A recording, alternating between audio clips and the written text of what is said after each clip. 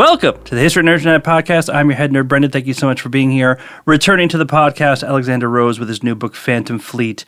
It's about stealing a U-boat in World War II. If that's not one of the most insane things you've ever heard in your life, like, come on now. Come on now. It's great to talk to him again. I always love his books. This one is no exception. So how about I shut up and let's hear from Alexander. Let's do it. And here we are with author Alexander Rose, Phantom Fleet, The Hunt for Nazi Submarine U-505, and World War II's Most Daring Heist. Alex, thanks so much for coming back. Well, thanks for having me on again. Pleasure to be here. I really want to say, we were talking about this before we hit record, and I finally just said we have to stop this. We're going to talk about the story, a very specific story, but what we were saying is it's getting harder, especially there are so many World War II books. I know people have actively complained to me about it, especially if I recommend one, they'll be like, I've already read so much World War II books. And it seems like, especially this book is what I'm looking for nowadays as a reader, because the global perspective or looking at entire campaign, unless you're going the full military history route, it's been done so much. And then you have these incredible stories like stealing a submarine. How I've never heard of that, I don't know. Is that what you're seeing in the industry? Because, I mean, you're an author. You have to pitch these things. Are people starting to realize in the publishing industry, like, hey, maybe we have to change the way we look at putting out World War II books or other subjects that have a lot of stuff out about it? Yeah, I think your inclination is right there. I agree with it. I think, and again, this is from my perspective. I don't know what publishers are thinking, but I agree with you. I honestly, if I'm confronted by an 800-page book about the history of World War II, I honestly, I can't read it. I can't do it anymore. What I think is the way forward is to do, as you said, basically episodes within the war that haven't really been covered very well or are only barely known. Within that episode, i.e., for instance, stealing a U-boat, you can actually tell the greater story of the Battle of the Atlantic, the U-boat war between sort of 1941 and 1944-ish, within that episode. You can set it within its greater context. I think that's the way forward, again, with World War II books, which, as you say, has been mined to death. My view is that more books ought to be shorter, to put it bluntly. I, for instance, am writing shorter these days. There was a time when I would think nothing of doing 250,000 words and 600-page books. But again, they are difficult sales to make these days. The length of books is coming down, possibly because of lack of attention. People are doing this on YouTube, they're watching that too. So I think the way forward for history as a trade subject, i.e. with the publishers in New York and so on, is to write shorter, keep it character-driven, action-driven, keep the academic stuff, the footnotes and so on to the back. And, tell the wider story through the eyes of a couple of characters doing a specific action. I think it's an important distinction that you're making there, which is we're not saying that these stories from World War II aren't worth it anymore. It's just that you have to tell it a different way, because you can still be talking about all of these heroes, all of these people who, gave the ultimate sacrifice, everything of that nature. You can still tell that story. You don't have to make it 500-600 pages and high level where you kind of lose the blood of it, really, where you can now, from this book, there's 8, 9, 10 names where I'm like, oh, I know that guy. And then another 8, 9, or 10, I'm like, I've never heard of them before. And I've read a lot of World War II and will probably continue to as well. Let's talk about this story. When did you first come across the story of an American wanting to steal a U-boat? Well, it came about by happy accident. Talking to my agent, and periodically I give him a list of 8 or 9 brilliant ideas that I've had for the next book. I was doing this a few years ago, and he was speaking in agentese, which was whenever I'd say, and this would be really cool. How about this idea? And he would go, mm-hmm. And what about this idea? That kind of not really committal stuff, which basically means he doesn't think this has a chance in hell of being sold. And then finally, in desperation, I said, I just read an article, like this academic article, because I run a Substack called Spionage, about historical intelligence. And I'd found this article published 20 years ago about the U.S. Navy that had tracked a Japanese submarine at the very end of the war. And I think it was carrying some gold or some German scientists. It was something like that anyway, somewhere in the Pacific. And I said, oh, that could be an interesting book. And he said, oh, the Americans did that with the German submarine too. It's in Chicago. And I said, what? Because I'd never heard of there being a U-boat being in Chicago, which, to be fair, is a very strange place for a submarine to be. Then I looked it up, and it turned out it was U-505. I'd never even heard of this. Not that I was an expert on U-boats in any way. At that point, we kind of both knew that was the next book. It was too good an idea. It was too good a concept. There was hardly anything really written about it at all, despite there being this massive submarine at the Griffin Museum of Science and Industry in Chicago, which I highly recommend to anyone going there. That's how the book came about. It was just by this kind of accident. It was like, 2 years ago, I guess. And so I, put together a proposal and, we were off to the races. And then it was kind of a fast write. It was done within about a year. The story got more and more interesting the more you got into it, especially once you, as I was saying before, you kind of expand it from just a U-boat capture to the greater Battle of the Atlantic. Because then you get into things like Enigma, and you get into the U.S. Navy and the Royal Navy and the Battle of the Atlantic and Dönitz, Admiral Karl Dönitz, who was head of U-boat command and later of the German fleet, and dealing with Hitler and strategy and all this kind of stuff. It all comes together, and it forms this sort of focus with this one submarine. Well, I mean, let's dig into the details a little bit. We're talking about the Battle of the Atlantic, especially at the very beginning. The Germans are just destroying a lot as the Americans are kind of building up, figuring out what they're going to do in the war. Especially early on, the Germans basically had complete control of the Atlantic, right? Yes and no. I start the book in essentially December 1941, January 1942, with something called Operation Drumbeat, which again, this had completely missed all of this. For some reason, I didn't know this, but there were German submarines off the East Coast for the first several months of 1942, and they were wreaking devastation because the U.S. Navy was completely unprepared for these attacks, which began just a few weeks after the German declaration of war on the United States, after a few days after Pearl Harbor. I had no idea about this and how many tankers and oil tankers and freighters and so on they sank. That's where we kick off in the book. But you always have to remember that the British before that happened, the British had been fighting U-boats for 2 years, since late 1939. So they had a lot of experience. The Americans had virtually none. And so they're beginning from a very low point, and they have to try and get better at hunting U-boats, which they eventually do over the next year or two. I wouldn't say the Germans had complete domination of the Atlantic or anything like that. That most convoys between the US and Britain were still getting through unharassed by U-boats. But they were, in 1942, German U-boats were sinking millions of tons of shipping, that essential lifeline to Britain. So they were a real menace, would be fair to say. And then something else that you kind of touch on is the way the British and the U.S. were looking at this battle was a bit different too. And there was a lot of friction really throughout it, right? Especially as the U.S. starts to rise and starts to get their manufacturing going, getting their soldiers and their Navy going. Why was it so different the way the U.S. and Britain was looking at the Battle of the Atlantic, especially tactics-wise?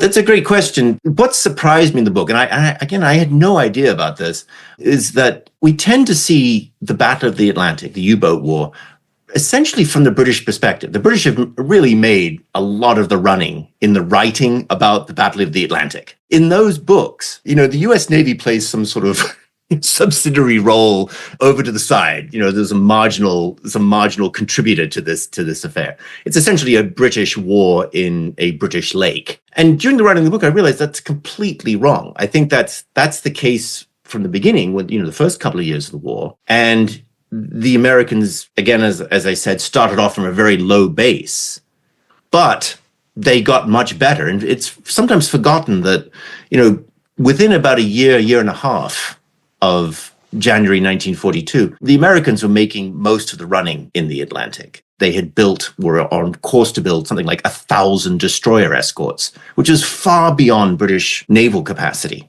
far beyond it. We always think of Enigma, for instance, the famous code machine. It's Bletchley. You always think, naturally, Bletchley Park. They broke it. Alan Turing, great. But that stuff really, if you think about it, that stuff really happened in the first couple of years of the war. What I found is that by late 1943, mid-summer to fall 1943, the Americans were building the codebreaker machines known as bombs at a rate that the British couldn't compete with. By 1944, the Americans were doing the vast majority of Enigma code breaking. They were running the U-boat war by then. So this is a story that's sort of not really been told before. And it all plays into the hunt and the heist of U-505. But the essential difference, so that you have to know all that, before you can really answer the question of the differences between the British and American strategy. British strategy is keeping in mind that they'd been fighting these damn things for 2 years and that they relied on a lifeline of supplies via convoy to the British Isles to keep fighting.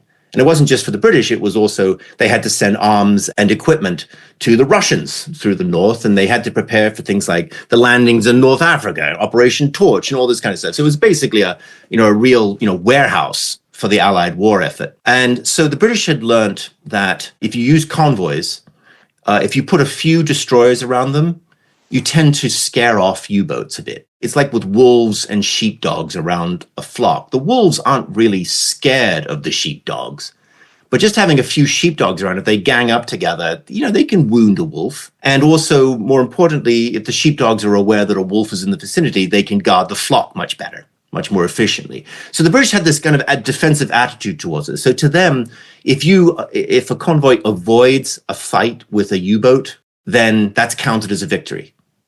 Whereas the American side, under Admiral King, who was the chief of naval operations and who was appointed around Operation Drumbeat when they really, Roosevelt was kind of desperate for someone to run the Navy.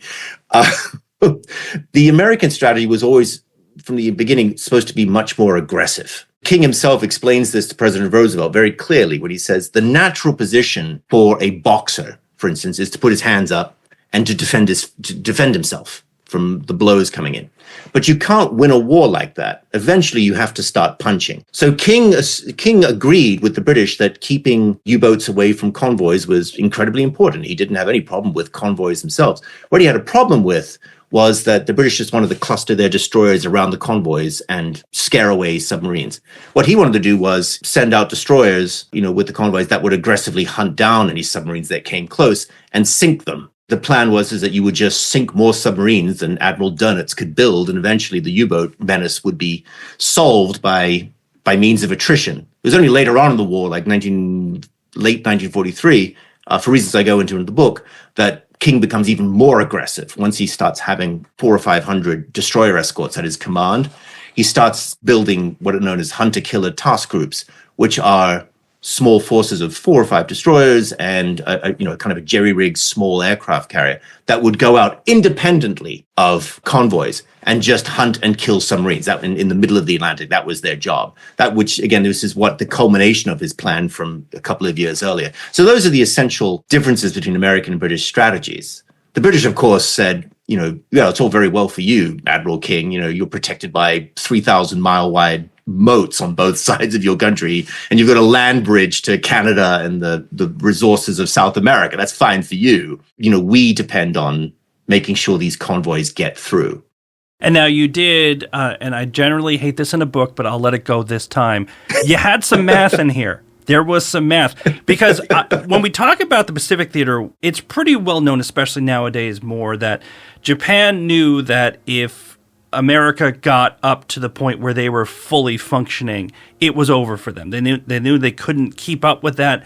They'd have to basically knock America out of the war quickly, and by knock America out, make the American people say, this isn't worth it, we need to back out, and basically want to quit. Mm-hmm. And this is the first book really where the Battle of Atlantic was similar in that way, in that Germany kind of knew, hey, our best chance is to be as menacing as possible and sink as many merchants as we can because, and this is where the math comes in, they were sitting there saying, if we sink this much, we're having a good month. And it almost became kind of like a tally sheet, right?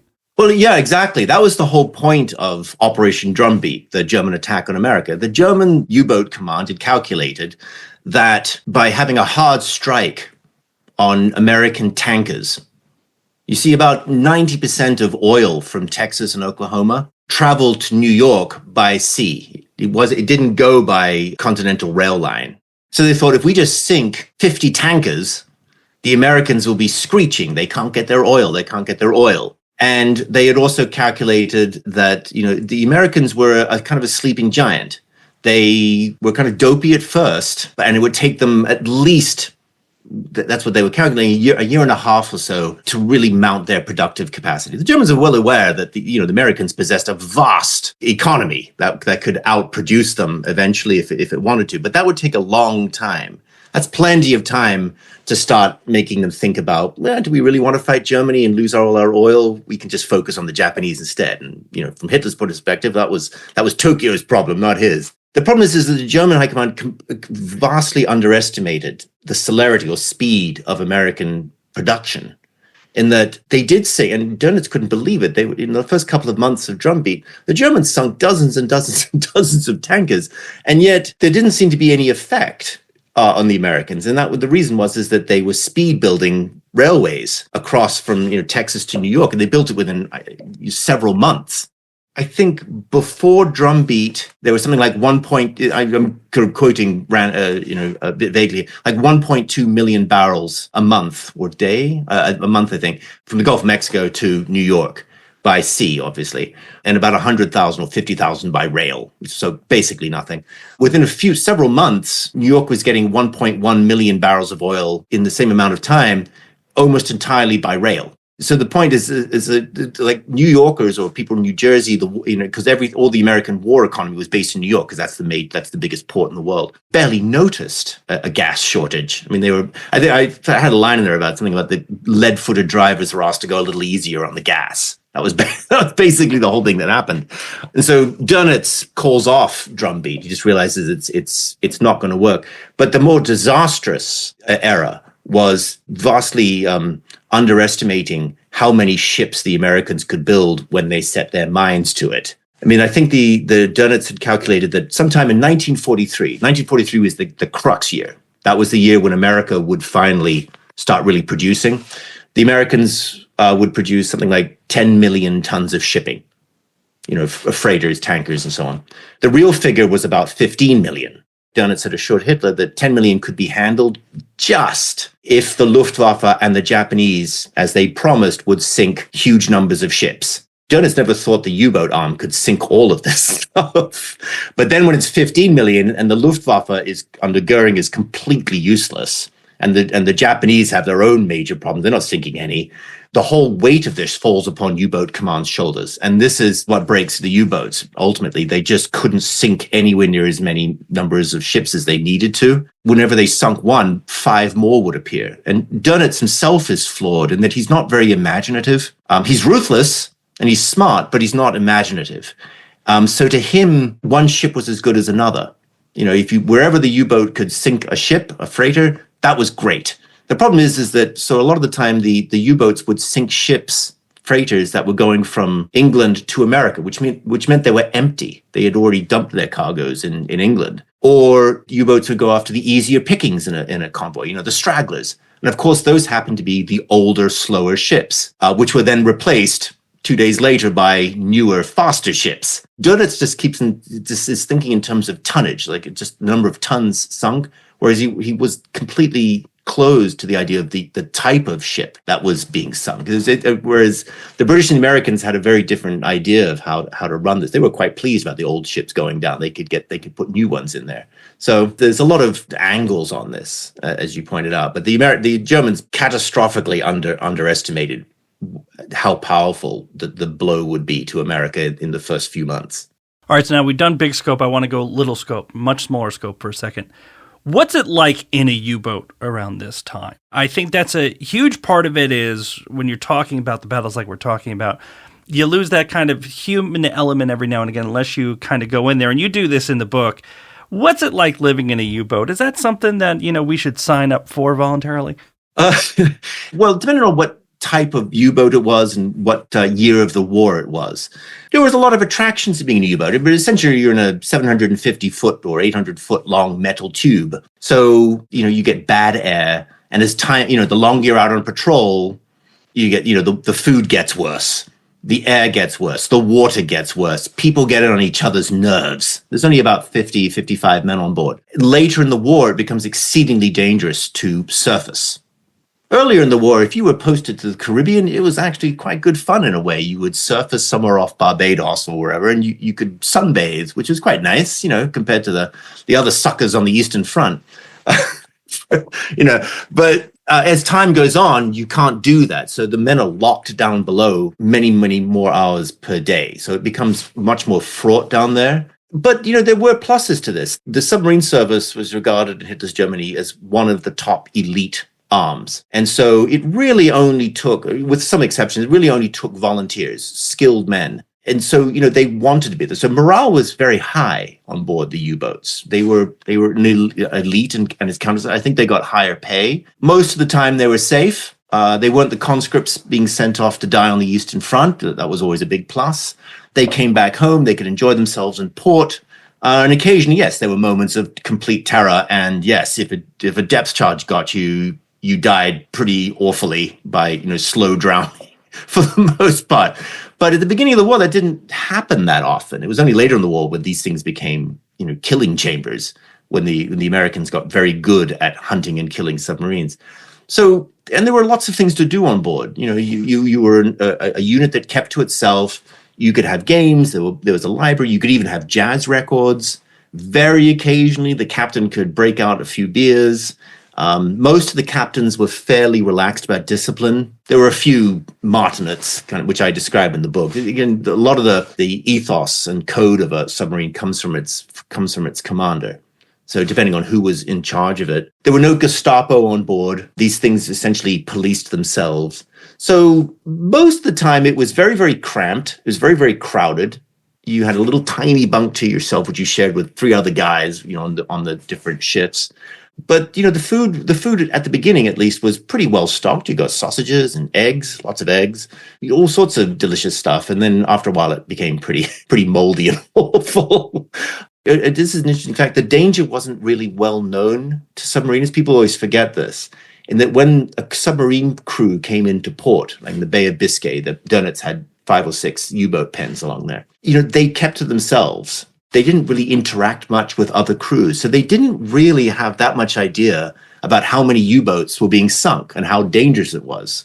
So to them, it was actually oddly enough, kind of a safe experience, which is always quite something of a relief. So yeah, being on a U-boat was an interesting experience. You have to be comfortable in very, very cramped quarters, and the heads or toilets were extremely complicated to use and were pretty awful. I think you had to get a certificate in how to flush the toilet. So there's a tribute to overthought German engineering on how to evacuate the thing. But otherwise, not as bad as being on the Eastern Front. Let's put it that way. Now, the last piece of this before we touch on the heist, we don't want to give away too much of the heist, is you mentioned before the Enigma machine. And what I learned most, and it makes complete sense when you talk about it, but I think we take it for granted. We have Enigma, we figured out their code, and then you just think, well, now we have their code. Well, now it's over with. And you point out it's not as simple as you broke one code and now you know everything. How much more complicated is it? It's a great point. I mean, Enigma is an extremely intricate and complex subject. We tend to think of it as, as I mentioned, like Alan Turing, he breaks it at Bletchley Park. German communications are an open book. In which case you always ask, well, why didn't they just win the war like 2 weeks later if you could read everything? The fact is that they didn't. There were dozens of different types of Enigma. There were different levels of complexity to Enigma. There were upgraded security precautions on Enigma. A lot of it depended on the personnel sending messages and so forth. There were many different types. There were several versions of Enigma that were never broken. One of which is the Gestapo. I can't remember what it's called. GPT, something like that. Anyway, the Gestapo code was never broken by the Allies. Luftwaffe and Army Enigma used in the field, especially on the Eastern Front with the Army, really was kind of an open book to the Allies for quite a long time because, in the Army in the Eastern Front, that the personnel are just simply not trained very well using Enigma, so they make elementary mistakes that aid code breaking. They're also in a hurry because the Russians are attacking them, so they didn't really use a lot of security precautions. Naval Enigma, however, was a different story. Dönitz was obsessed by security. Again, he was like a CEO, Dönitz. He would talk to every single U-boat commander, and he orchestrated their movements very, very personally. At one point in the war, Dönitz only had 6 officers assisting him, running hundreds of U-boats operations around the world. It was like this little tiny, it was basically this 18th century cabinet running a 20th century war. It was quite extraordinary. So Dönitz, is obsessed with it. So the Navy, especially the U-boat wireless people, were the best trained of anybody in Germany. They had the highest status. They had the call on the most complicated or the most advanced Enigma machines. And they also had something called, they went through several versions, but the tough one was Triton, which was the U-boat command's special cipher.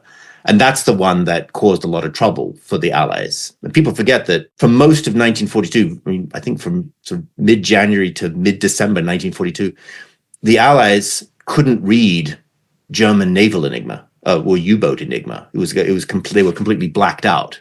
That's often left out of the popular histories of Enigma and so on. So they were kind of fighting blind a lot of the time. They used other means. People forget that a lot of it's radio direction fighting, like high frequency radio direction called HFDF, HFDF, where you would triangulate German signals and try and place where the U-boat was based on very quick readings like that. Though you couldn't understand what they were saying, the signal itself was the signal. So stuff like that was actually more important than Enigma in 1942, believe it or not. So yeah, Enigma is a very, very interesting subject. Let's talk about the crazy, ingenious, the guy who thinks that he can steal a U-boat in the middle of a war. What's his name? What's his deal? How does he come up with this idea? The book centers on two men, one of whom is this sort of owlish egghead fellow called Kenneth Knowles, who runs F-21, which is known as the most secret room in the United States. He was one of the very, very few people who saw all Enigma decryptions, known as Ultra. That's the intelligence in plain English derived from breaking Enigma. He saw everything. He basically was in charge of tracking U-boats around the world. And he was a master of it. Very, very good. Very interesting guy. There was another fellow who was a kind of a rogue buccaneer type fellow who's actually quite well known in the Navy called Dan Gallery. And again, one of these very entertaining characters. Before the war, he'd fallen in love with naval aviation. He was posted to Iceland, in I think 1941 or so, 1949, where he has to sort of freeze there. And he's running anti-submarine operations there. He's running a little squadron of naval aviator in Catalinas, hunting or accompanying convoys. It is an incredibly boring job. He really doesn't want to do it, but someone has to. And there's one time when he got so annoyed with his pilots not hitting any submarines that he orders the officer's bar to be closed until somebody sinks a sub. And then lo and behold, about a month later, somebody actually manages to do it. And, he comes back, he's welcomed to, conqueror's triumph. They open the officer's bar. And that night, Gallery and his pilots basically get wasted. And late at night, they're coming up with ideas of, it'd be really cool. Maybe we could catch a submarine alive, like capture one. We'd be heroes and all the girls would think we were hot. I mean, that's basically what this that sounds like military late night drinking discussions. That exactly. That lines up. I mean, dealing with a bunch of 21-year-old guys going, hey, it'd be cool. I could get some real dates with this. They start coming up with ideas about how you would do it based on their latest experience about how you would capture a submarine. This is in mid-1942 by this time. And they're coming up with ideas. I mean, they were completely ridiculous, like landing a Catalina near the U-boat and then crawling over the wing, throwing a chain down the U-boat's conning tower to prevent the hatch being closed, and then throwing a grenade down, and then they would just capture it. And this left out a lot of questions about, well, what, you do know that the U-boat's going to be firing at you with its deck gun as you're trying to land this plane in icy waters. And there's only, I think, 7 or 8 men on Catalina, but there's 50 on board a submarine. Why would they just simply put up their hands? There was all sorts of problems with this idea. But there was something that stuck in Gallery's head about, I really want to do this. And he just wanted to do it for the glory. That's all he really wanted to do it for. He wanted to have a great adventure. And it takes him a couple of years. And he finally, hooks up with Knowles, the F-21 guy, and he persuades him, much to Knowles' reluctance about this idea of just put me in the zone with a submarine. and I'm going to capture it, and I'll take their Enigma machine so you can sort of prove it to the bosses that this was an important intelligence mission. So that's how this thing comes about. And there were many reasons not to do this. It was just before D-Day. If Gallery got busted doing this, then Dönitz would change all the Enigma codes just before D-Day. And that would put in, you wouldn't know where any of the submarines were for the invasion force or anything like that. So, there's a lot of danger here, but, they eventually carry it off and Gallery pulls it off. Now, if I can magically send you back in time and you could interview any one person from the book, who are you picking? I think one of the most interesting would be Knowles himself. Again, he was very, very modest, very, very humble, didn't leave behind many papers. There's only one or two photographs of him that exist. Again, this is a man who nobody's ever heard of, but I'm exaggerating a little bit. He basically had the same security clearance as Roosevelt, right? There would be this little room and he would just see hundreds of U-boat transmissions in Enigma. He was the man of secrets. And he had this necromantic power to trying to foretell and predict where submarines were going to be using his experience. So he's and later after the war, he sort of joins, I think, the NSA and then the CIA. And he retires in the late 60s, I think. But yeah, a very interesting man about whom very little is known. But I found his son, who was very chatty, and he sent me some interesting family documents. So that fills in a lot of Knowles as his background and so on. So again, very interesting man. But I think I would want to talk to him about, Enigma and naval intelligence and that kind of thing. Most people, I think, would say Gallery because he would be a great raconteur and a great teller of stories. Yeah, if you're going out for beers, I think you're picking Gallery. I think that's just an easy one. But I mean, for some really wacky information, I think Knowles has to be the guy. Do you get to read nonfiction for fun yourself? And if you do, what do you read now? Do you have any author friends who have books coming out that you want to plug for them? Kind of what do you do? Yeah, I mean, I basically read nothing but nonfiction for fun. I read actually very little fiction. Same here. I mean, I like some stuff, yes, I'll read a John le Carré novel, or, I adore the George MacDonald Fraser Flashman novels, which are fantastic. I love them. I'll read the odd thriller, that kind of thing. I really don't read. I'm probably coming across as a complete Philistine. I just don't read literary fiction at all, or very, very little of it. I like little comic novels and things like that. But, I'd say 90% of my reading is nonfiction of one type or another. What I've been really interested in the last couple of years is reading books that have great narratives. I've been trying to learn more about writing good, sound, readable, exciting history, and trying to learn from some of the masters of this technique. I mean, I only discovered this, and again, he's almost forgotten nowadays, strange enough. I just read it, Bruce Catton from the 1950s, who won the Pulitzer Prize, like, wow, for things like the Stillness at Appomattox, his Civil War trilogy on the Army of the Potomac. It's terrific. Then that guy knew how to write a story. And yes, is it academically the most progressive of all? No.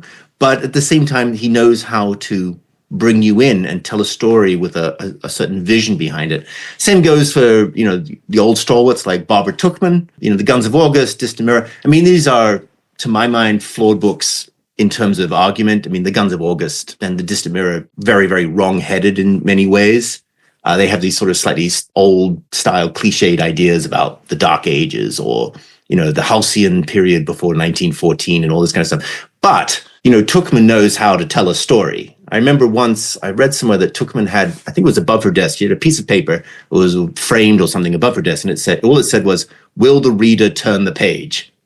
Essentially, that's what you always have to keep in mind. So I'm reading a lot of the greats, Cornelius Ryan on Longest Day, things like that. Walter Lord on the Titanic, Parkman, Macaulay, all the old guys, where they're not so concerned with academic, scholarly apparatus, but they're trying to draw you in and make history exciting. So I'm reading a lot of that nowadays. And terrific ones are Sir Stephen Runciman on the Crusades. And I've read another one, John Julius Norwich on the history of Byzantium. 3 volumes, came out in the 1990s. It's not going to pass muster at the classics faculty of Byzantine studies at the University of Oklahoma or something.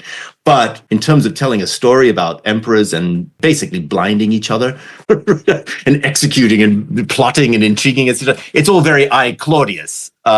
going on there. But yeah, he knows how to tell, and that's how you draw in readers. Especially Norwich's Absolute Monarchs, basically the history of the entire papacy. Yeah. And beginning to end, like you're saying, just these little stories, and you just keep telling these little stories, and you're like, what happened?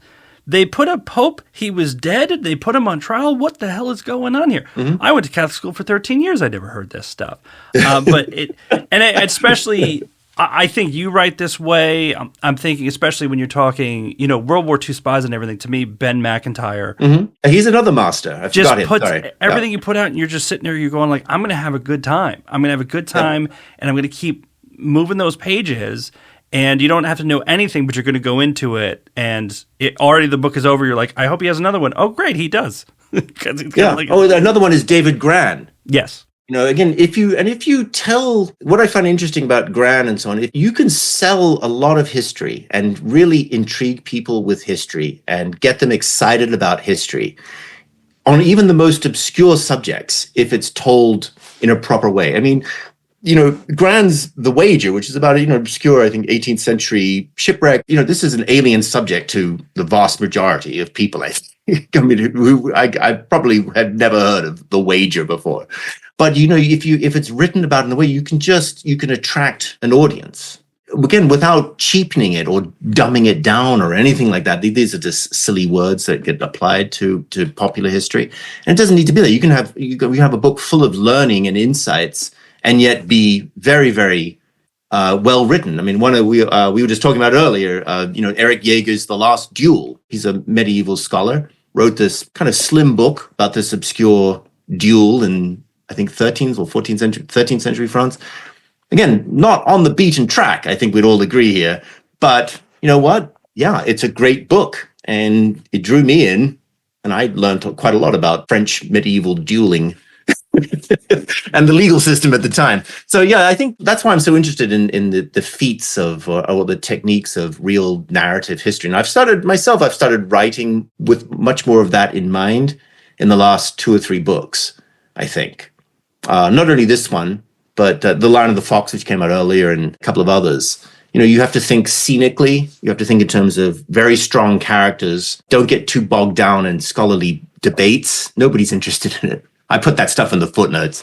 And, you just drive it forward and you illuminate this lost and alien world most people don't know about, and they find it quite fascinating. And that's what I find really pretty interesting about the history field now. I know people are saying, oh, history's boring and dead. And, yeah, certain types of history are, I think. But there's always green shoots coming up, and those are the ones you focus on. Well, I find it interesting, too, with Phantom Fleet. It's World War II. It's that easy one, whereas with The Lion and the Fox, to me, that's a harder sell to somebody who doesn't necessarily jump right into history, right? Because you don't have that immediate World War II. I know what that means. I can go into this book with it. But both these books are very, very similar in that you look at specific people and the situations that they're in, and then you pull what's interesting out of them to tell the story, as opposed to the story needing to be interesting and the people are just kind of a backdrop. Is that kind of the way you look at it, especially for these last two, or am I just making stuff up at this point? I think you're absolutely right. It's the same with Washington Spies, which came out quite a while ago now, when I was a much younger man. Again, it was a focus from the very beginning on telling the story of intelligence during the American Revolution via focusing on one small group of George Washington's personal spies, the Culber Ring, right? Nowadays, if I rewrote that book, knowing what I know now, I would leave out quite a lot of the detail. I mean, I would make it a slimmer, faster read. There are parts of that where I get a little bogged down. I find it interesting, but did I really need to have 4 pages on Quakerism in the mid-18th century? I mean, it fills in a lot of background for one of the spies. You understand him well.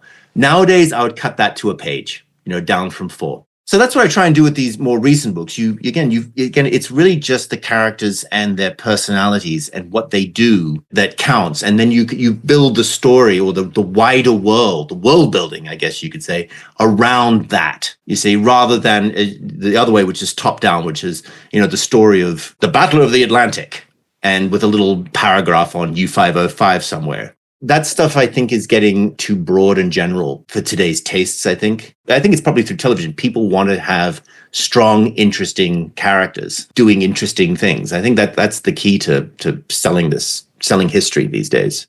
Well, we've got a final question, which I'm pretty sure we just answered about 45 different ways, but let's put a pin in it. Some people, they're still history. There's too many World War II books. Why? There's too many. I sat one of those people in front of you. They said, World War II, there's too much of it. Why should I read Phantom Fleet? What would you say to that person? I would agree with that person in the sense that I always thought I would never do a World War II book. I honestly didn't. I thought, what am I going to say that hasn't been said before? There's nothing there anymore. It's just, I know it too well. I don't want to do it. And then all of a sudden this idea cropped up and I realized that there is in fact, I don't know how many, thousands of stories that really haven't been told. I can't even put a number to it. I mean, hundreds of cubic yards of paper just in the Library of Congress, National Archives, outside of Washington, that, basically no one's ever looked at. God knows how many interesting stories are in there. So if I can find a story about a submarine that gets hunted and heisted and then made to disappear along with its crew, that's a whole different story, then, there is room for more. Who knows what else is out there, I think. That's part of the mystery of World War II. And it's such a huge, gargantuan global war. There's always going to be new angles, new perspectives on it. I think it's important to expand into other areas too. Talking about this with someone, there are certain wars which are almost remain dead zones. You hate to say it, but the Korean War, even World War I, these are really difficult cells in a way. The War of 1812, that's another one. Things like that. So World War II's had this gigantic overshadowing of subsequent generations over the last, 80-odd years. Though I think it's time to be moving beyond it in a way. I was just telling you, I'm trying to pitch a book on 17th century England. So if you think the War of 1812 is a tricky one, well, welcome to the English Civil War. That's a whole different kettle of fish. But again, if David Grand can do it with, a shipwreck in the 18th century, then, you can sell anything if it's couched properly. People are hungry to read interesting stuff they haven't read before. So I think that's the key. But and again, if World War II has a great story in it, World War II is a great market. People will always buy stuff about World War II. That's my sort of not very well thought out thoughts on it. No, I think it's good thoughts. I think if you're only going to buy one more World War II book, make it Phantom Fleet. Alex, thank you so much for coming on. That was the correct answer. I knew I'd get it in the end. Thank you, Alex. All right, thanks very much. And that's it for this episode, Alexander. Thank you so much. Phantom Fleet, go out and get it, folks. It's fantastic. In the meantime, hit us up Twitter, Instagram, Facebook. Don't forget the YouTube channel. Until next time, nerds, stay cool.